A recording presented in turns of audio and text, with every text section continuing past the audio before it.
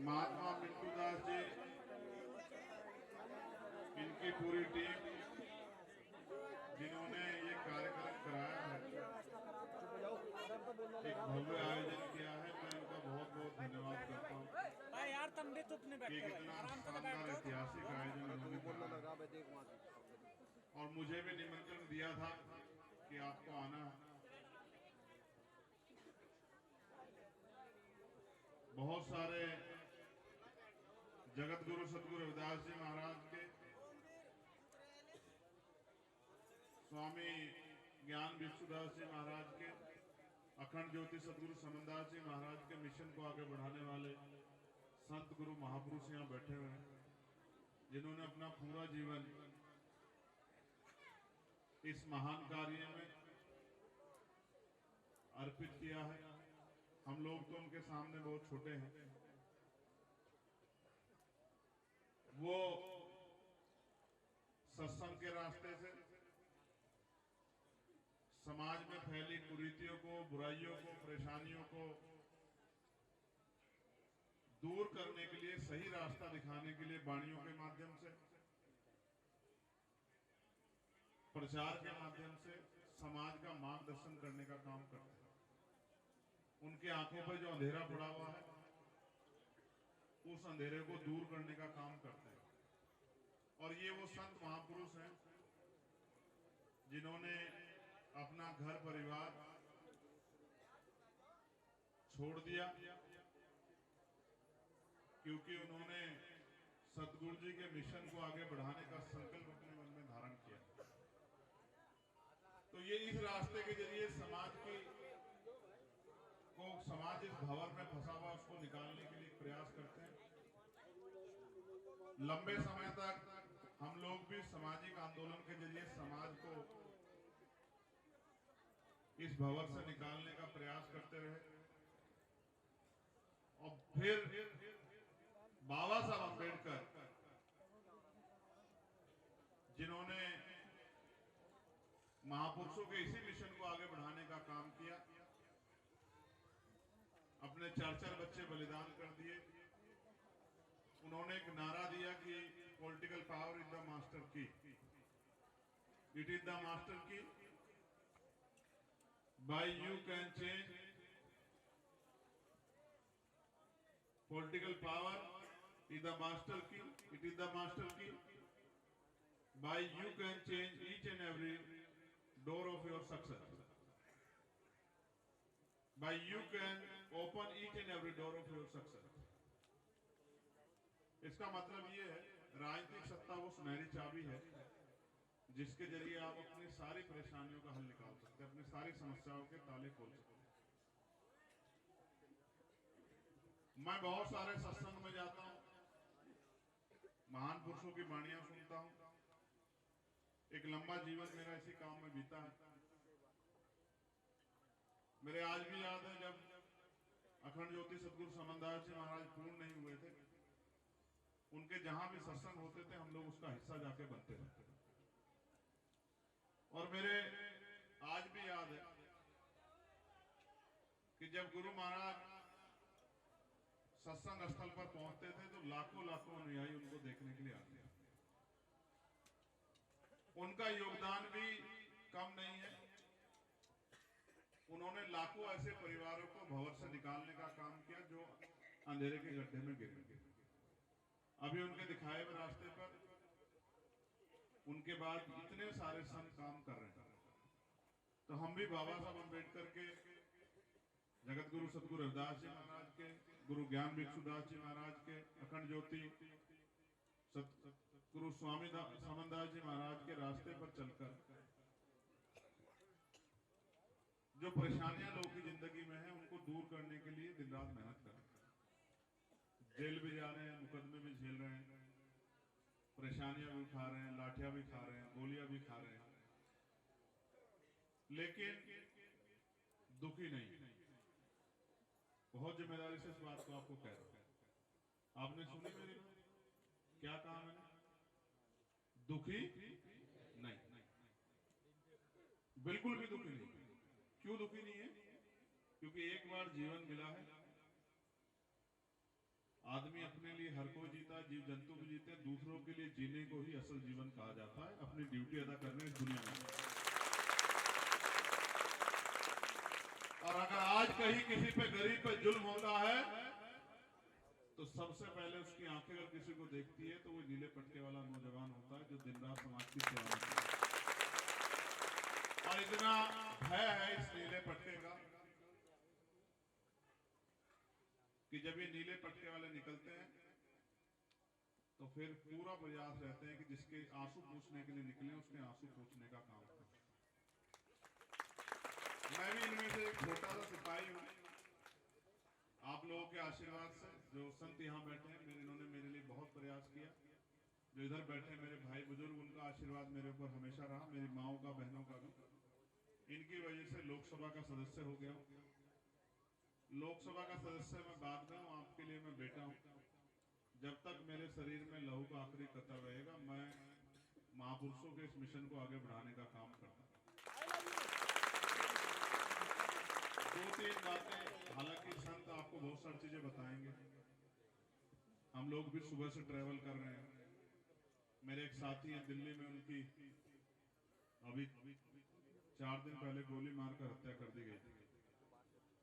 सुबह मैं उनके परिवार से मिलने के लिए गया था। वो 55 साल के थे। उनका दोष यही था कि समाज में जब कहीं अन्याय होता था तो वो समाज की लड़ाई लड़ते थे। उनका नाम है लखपत कटारिया। आज वो इस दुनिया में नहीं है, उनका एक बेटा एक बेटी है। मैं सुबह उनसे मिला था, दुखी थे, भरोसा दिलासा देके आया। अधिकारियों से बात की कि आप लोग अपने आप को अकेला मत समझना। फिर मेरठ के काम निपटाए, फिर यहाँ खतौली आए, फिर घूमा गए, फिर अय्यापुर गए और फिर यहाँ आए। और अब रात के 12:30 के लगभग बज रहे। क्या टाइम हो रहा है? 12:30। इसलिए नहीं सो रहे हैं क्योंकि जिस हालात में जब हम बाबा साहब को पढ़ते हैं तो एक बार एक पत्रकार विदेश से आया और इंडिया के भारत के बड़े बड़े नेताओं के दरवाजों पर पहुंचा। गांधी जी के यहाँ पहुंचा तो गांधी जी सो रहे थे। उनके नौकरों ने मना कर दिया कि साहब सो गए हैं, अब कल आप मिलने के लिए आएंगे। नेहरू जी के यहाँ पहुंचा तो उन्होंने भी कह दिया कि नेताजी अब सो गए हैं, आप कल आना। बाबा साहब के यहाँ पहुंचा तो बाबा साहब जाग के अपना काम कर रहे थे।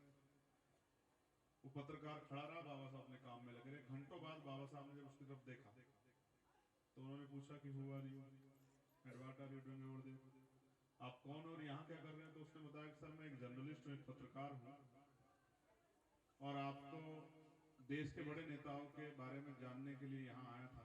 बड़े नेताओं के घर गया तो वो सो रहे थे, लेकिन मैं ये सोच रहा हूँ कि जब बड़े बड़े सारे नेता सो रहे तो आप क्यों जाग रहे हैं? तो बाबा साहब ने बड़ी बेशकीमती बात कही कि मैं इसलिए जाग रहा हूँ क्योंकि मेरा समाज सो रहा है, और वो इसलिए सो रहे हैं क्योंकि उनका समाज जाग रहा है।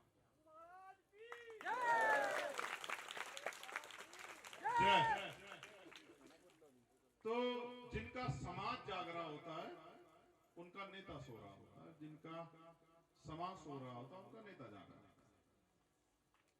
कि अगर उनके समाज पे आँच आए तो वो अपने सोए हुए समाज को जगाने का प्रयास करें। अभी मैंने गुरुजी के जब जन्म उत्सव आप लोगों ने मनाया, आपकी खुशी देखी।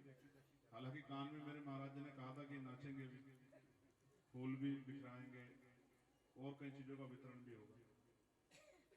मेरे दिल में बड़ी खुशी हो कि चलो कुछ कभी तो आपके जीवन में खुशी मनाने का अवसर आता है। रोज तो नहीं आता, कभी कभी तो आता है।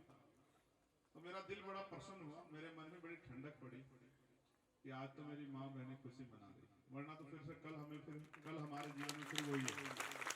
सुबह उठेंगे, कुछ लोग काम पे निकलेंगे, कुछ लोग मेहनत मजदूरी पे निकलेंगे। मेरी माएँ बहनें घास की वो दांती लेके खेत की तरफ को निकलेंगी।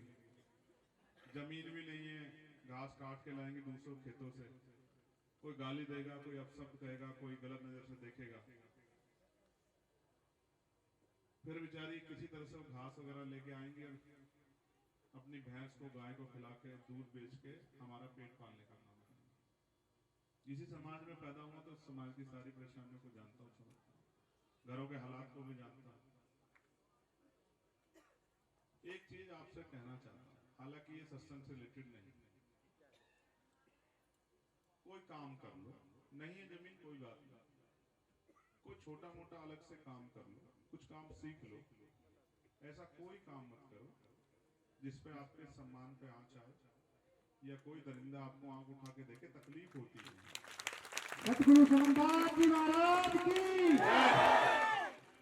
मेरा आग्रह है मेरी बहनों से, माओ से, उसमें ज्यादा मेहनत है, कुछ काम सीख लो छोटा मोटा। बहुत देखो, आदमी भूखा रह सकता है, अपमानित होकर नहीं रह सकता। और हमारे पास क्या है गरीबों का आपके अलावा? हमारा तो मान सम्मान आप ही है।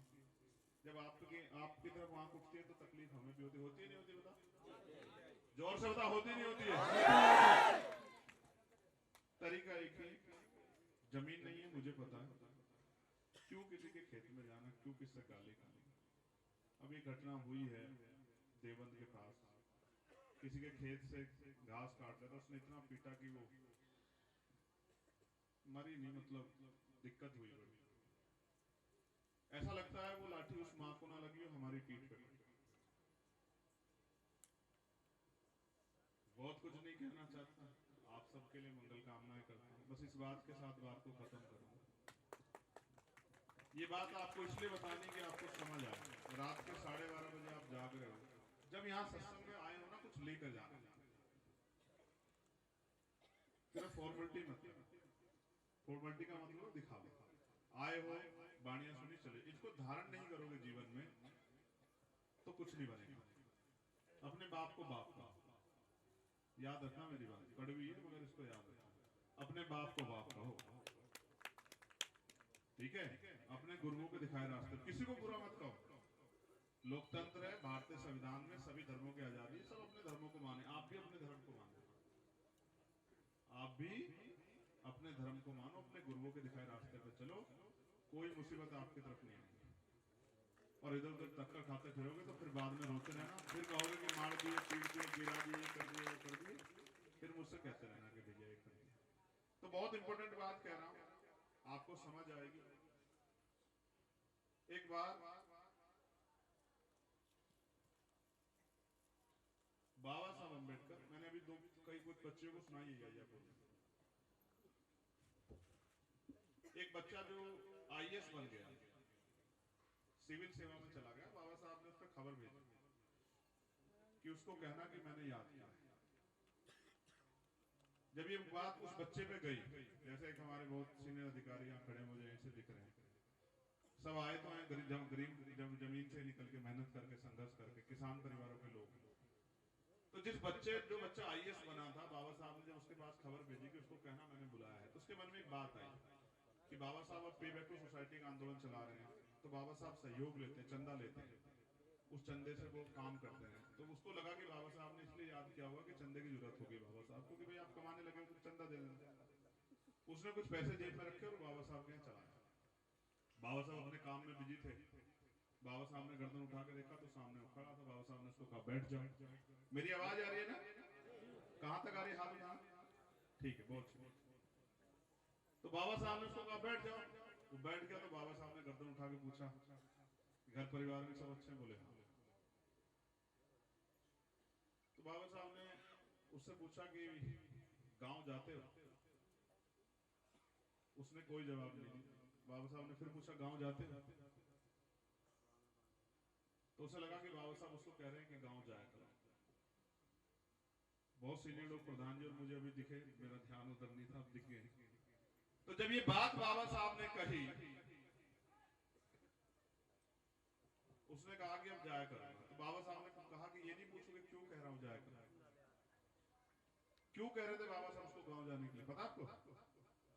बाबा साहब ने कहा जिस समाज से निकलकर आए हो, गरीबी बेबसी में से, टूटे हुए मकानों से, टूटी हुई सड़कों से, झुके हुए सरों के बीच में से निकल के आए हो, अब जब बड़े अधिकारी बन गए हो, जब 4 पहियों की गाड़ी में बैठकर जाओगे, लाल बत्ती लगा के जाओगे, तुम्हारा सुरक्षा कर्मी तुम्हारा दरवाजा खोलेगा, तुम्हारा ड्राइवर जो है तुम्हारी गाड़ी को साइड करेगा, और ये तुम्हारे लोग जब उसको देखेंगे तो वो जो लोग जहां से निकल के उनके अंदर ये भाव पैदा होगा कि जब ये हमारे बीच से निकल के इतना बड़ा आदमी बन सकता है तो तो मेरा बच्चा भी बन सकता है, मेरा बेटा बन सकता है, मेरी बेटी बन सकती है।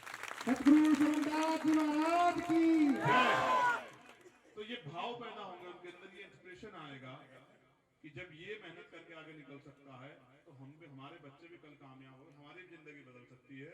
इसलिए गांव जाया करो, तुम बहुत सारे लोगों की उम्मीद हो, वो शिक्षा का महत्व समझेंगे, वो शिक्षा को लेने का प्रयास करेंगे। और आज इतना बड़ा प्रभाव है, अगर हमारा आदमी मेहनत मजदूरी करता तो भी अपने बच्चे को पढ़ाने की कोशिश करता है कि भाई मैं मजदूरी कर रहा हूँ, मेरा बच्चा मजदूरी ना करे। करता है नहीं करता?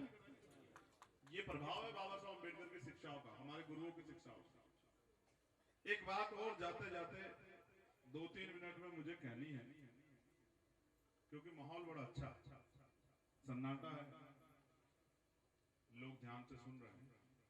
ये इंपोर्टेंट बात इन कार्यकर्ताओं के लिए भी, जो बेचारे दिन रात मेरे साथ खड़े रहते हैं, गौर करके सुनो। एक बार मान्यवर काशीराम साहब, जिनको मैं अपना गुरु मानता हूं, जैसे मेरे गुरु बैठे लाइन से, काशीराम साहब एक बार जा रहे थे, उन्होंने रास्ते में देखा कि गड्ढे में कुछ कुत्ते के बच्चे पड़े। क्या पड़े? जोर से बताओ। कुत्ते के बच्चे। उन्होंने झांक के देखा, देखते रहे, फिर एक बच्चे को निकाला और आगे चले। उस गड्ढे में 4-5 कुत्ते के बच्चे थे, उन्होंने निकाला एक को, आगे चले। जब शाम के समय इकट्ठे हुए तो उनके साथियों ने पूछा कि साहब एक बात बताओ, आज हमने देखा जब हम आ रहे थे आपने गड्ढे में 4-5 कुत्ते के बच्चे थे, लेकिन निकाला आपने एक को, बाकी लोगों को नहीं निकाला। तो साहब ने समझाते हुए कहा कि मैंने उस गड्ढे में झांक के देखा काफी ज्यादा, उसमें कुत्ते के बच्चे तो 4-5 थे, लेकिन निकलने का प्रयास एक कर रहा था, बाकी तो उस गड्ढे में खुश थे, लोट-पोट हो रहे थे, टांगे ऊपर उठा के लेटे हुए थे। गौर से सुनना, ताली मत बजाओ, सुन लो पहले। तो उन्होंने कहा अगर मैं उनको निकाल भी देता तो वापस गड्ढे में कूद जाता। मैंने उसको निकाला जो उस गड्ढे में गुलामी महसूस कर रहा था, जो उस गड्ढे से निकलना चाहता था। उसने प्रयास किया, मैंने निकाल दिया। बाकी लोग निकलना नहीं चाहते थे, मैं उनको निकाल भी तो कूद जाते। जिसको मैंने निकाला इस गड्ढे के आसपास कभी नहीं आया, क्योंकि उस गड्ढे में जाना नहीं चाहता, उसको पता कितनी मुश्किल से निकला। तो साहब ने कहा जब वो 3-4 भी निकलना चाहेंगे तो कोई और काशीराम आकर उनको निकाल देगा। आप भी अगर भंवर से निकलना चाहते हो, आज जगत गुरु सदगुरु स्वामी समनदास जी हमारे बीच नहीं, तो इतने संत हैं, अगर आप भी भंवर से निकालना चाहते हो तो इनकी वाणियों पे चलो, इन विचारों को सुनो, घर जाके उस पर अपने परिवार पर उसको लागू करो। मुझे लगता है कि आप भी भंवर से बाहर उतरो। आपने मुझे सुना, बहुत बहुत धन्यवाद। जय भीम, जय भारत, जय संविधान, जय गुरुदेव, धन गुरुदेव। बोलिए संत स्वामी सद्गुरु रविदास महाराज की सद्गुरु रविदास शक्ति, सद्गुरु रविदास शक्ति। अखंड ज्योति सद्गुरु स्वामी समनदास महाराज को भी आज उनका जन्म उत्सव हम लोग मना रहे हैं। मैं उनके चरणों में भी नतमस्तक होते। एक बार और नारा लगा दो, अखंड ज्योति सद्गुरु स्वामी समनदास महाराज की, सद्गुरु समनदास महाराज की, आज के महान सत्संग की, वीर संतों की, बहनों की, बड़े बुजुर्गों की, नौजवानों की, पुलिस के भाइयों की बहुत बहुत धन्यवाद।